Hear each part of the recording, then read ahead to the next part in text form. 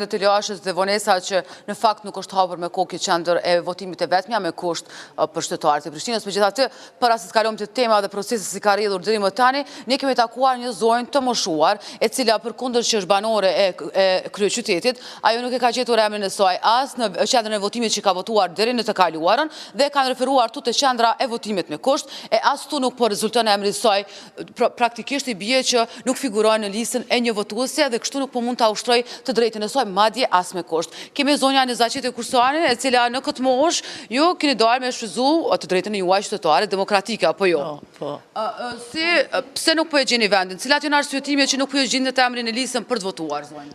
Unë kom votu gjithmonë me një vend.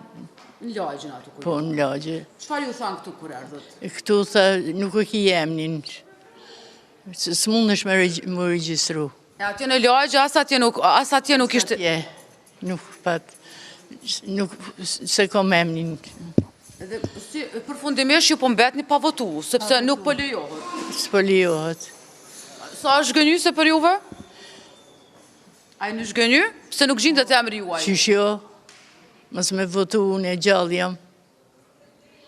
Jo, për kundër moshës se keni marrë vullnetin bashkë me vajzën dhe i keni bërë këtë rrugën. Vajza murë, e më pruni këtu, në 3 venda shkum, nuk është emni jam.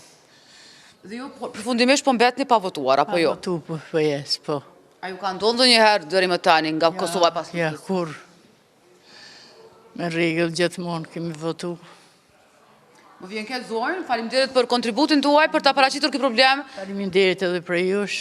dhe për të reflektuar Komisionit Qendror i Zgjedhjeve. Faleminderit. Kalojmë nga zonja tek menaxheri i qendrës së votimit me kusht, zotri Mazrekun, të cilin në mëngjes e pati një situatë, edhe ky si menaxher i qendrës jo të mirë, duke ditur që nuk nisi qendra me kohë,